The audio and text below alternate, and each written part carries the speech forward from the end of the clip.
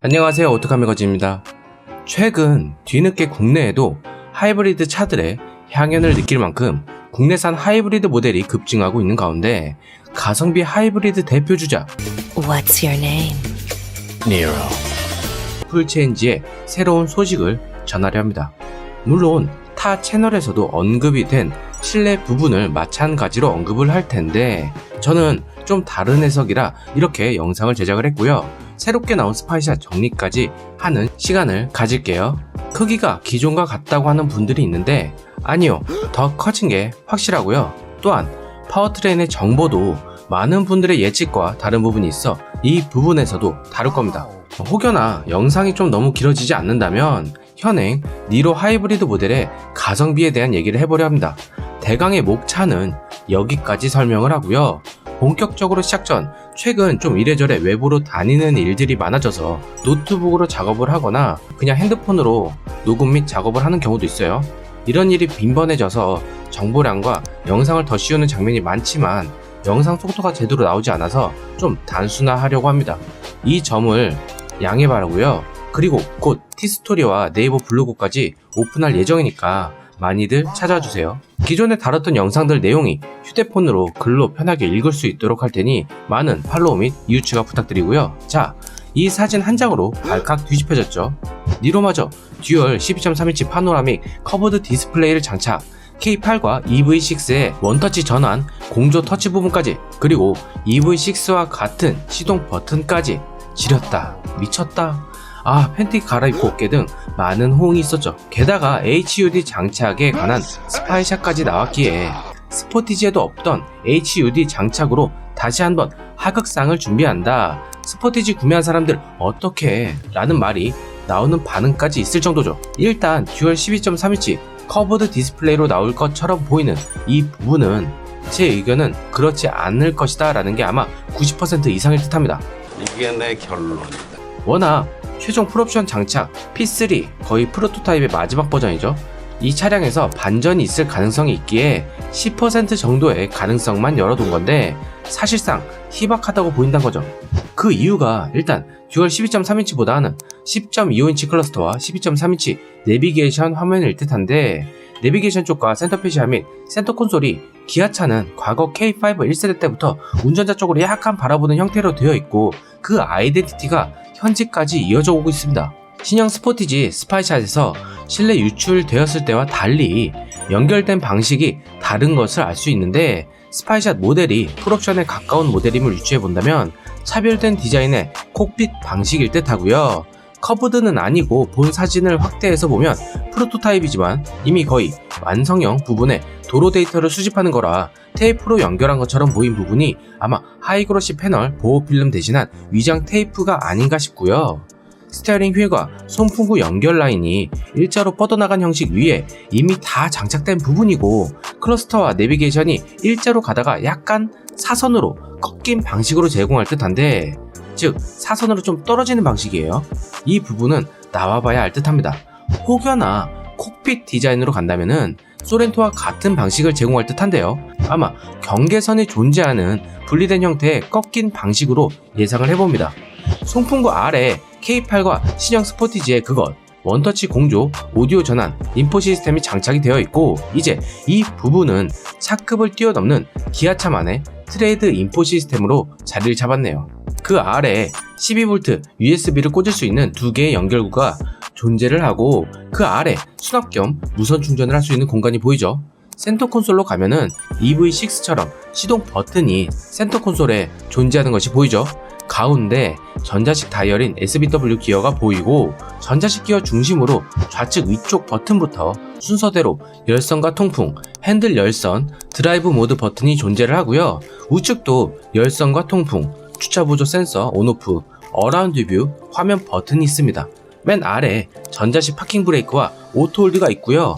운전석 도어 부분을 보면은 도어 캐치 라인이 좀 다르게 빠진 것을 알 수가 있죠. 이게 스포티지는 도어 트림이 평평하게 되어 있는 반면 니로 풀체인지는 사선으로 올라가 있는 것이 보입니다. 아마 평탄하게 가다가 팔꿈치를 기대는 라인 위에 45도 각도로 상당히 경사진 모습을 알 수가 있고요. 올라갔으면 내려가고 내려갔다가 다시 올라가는 거야. 이 부분에 통합 윈도우 조절 및 미러 조절, 차일드락 버튼이 있는 것을 알 수가 있죠.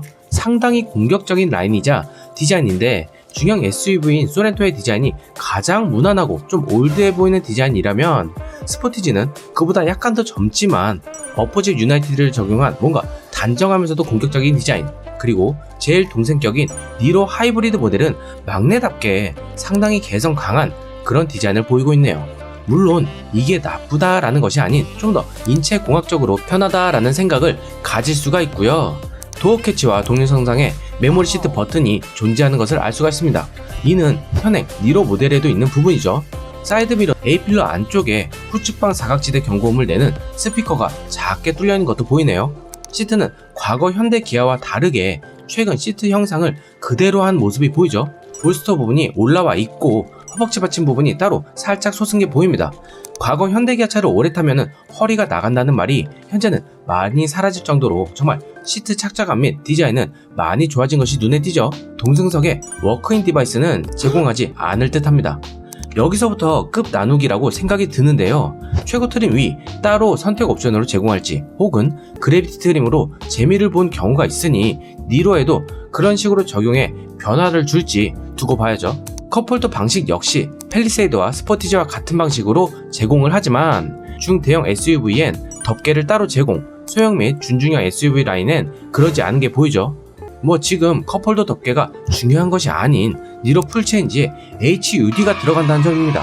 그것도 일명 스카우터 형식으로 불리는 컴바이너 방식이 아닌 고급 세단에서만 볼 수 있는 윈드실드 타입인 HUD가 장착된 것을 알 수가 있는데 아마 전기차에서 선보인 대형 HUD보다는 기존 윈드실드 타입 HUD를 사용할 듯하죠.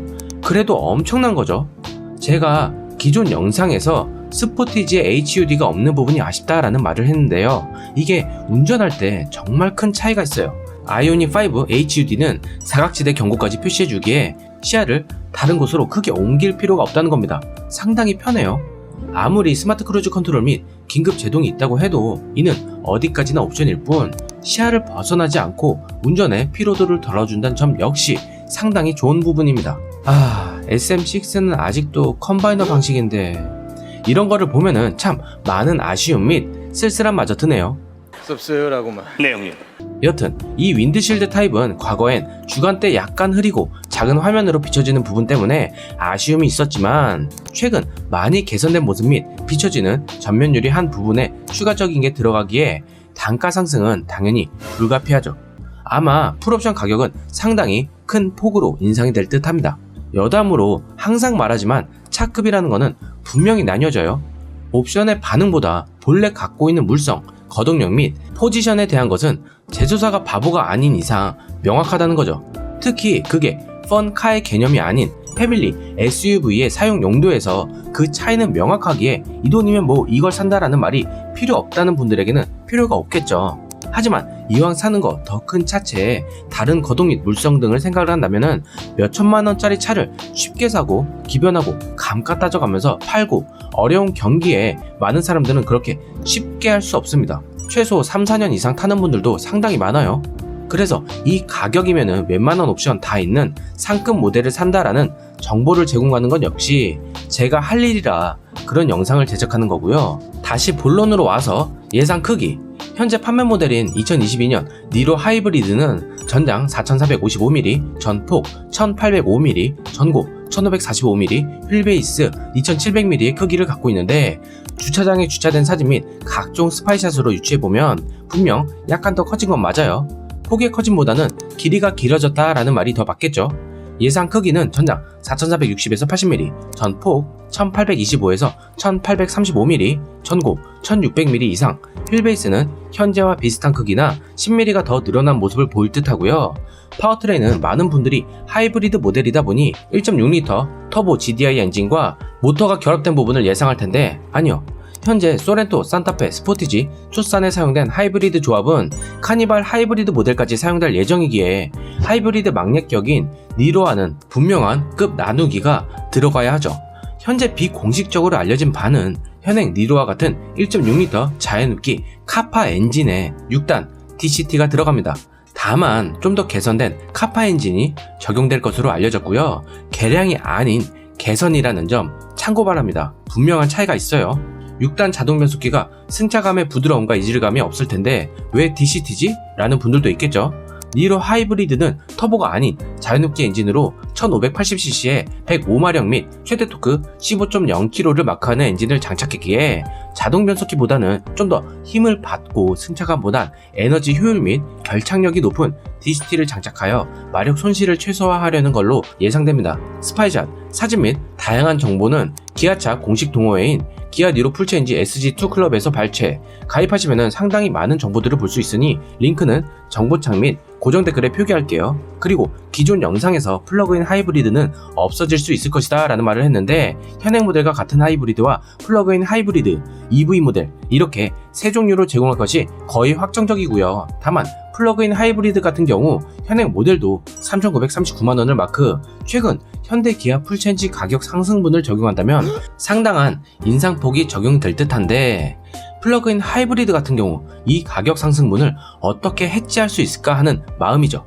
참고로 현행 니로 PHEV 모델 가격이면 북미 산타페 플러그인 하이브리드 시작 가격입니다. 아무리 니로 PHEV 모델에 추가 옵션이 없는 풀업을 다 넣은 가격이라 하지만 좀 씁쓸한 부분이죠. 네, 오늘 소식은 여기까지고요. 스포티지 하이브리드에도 없는 윈드실드 방식의 HUD를 적용 및 더 젊은 디자인을 선사한 기아 니로 2세대. 솔직히 다양한 옵션들이 엔트리 모델에 적용되는 것은 상당히 좋은 일이고 풀체인지란 말이 어울릴 정도로 변화를 가져간다면 당연히 소비자들에게 더 좋은 것은 맞습니다. 하지만 그에 따른 인상분을 최소화해서 어느 정도 혜택을 돌려주거나 물가 상승분만큼의 상승이 아닌 국내에 상당히 많은 인상분을 원래 가져갔으면서 각종 반도체 이슈다, 구리 및 원자재 값이 더 올라서 그렇다 등 인상 요건이 충족이 되니 더 많이 올라가는 것은 좀 반칙이 아닐까요? 옵션 부분은 기술의 발전으로 갈수록 납품 단가가 더 싸지는 부분인데 솔직히 아쉬운 부분이 있죠. 부디 착한 가격으로 나올 것을 기대하며 오늘 소식은 여기서 마칠게요. 구독과 좋아요 및 알람 설정, 짧은 광고 시청까지 부탁드리며 여행을 와도 코로나 때문에 난리도 아니라서 방구석 리뷰를 더 자주 많이 올리겠습니다. 많은 시청 바라고 시청해주신 분들 진심으로 감사합니다.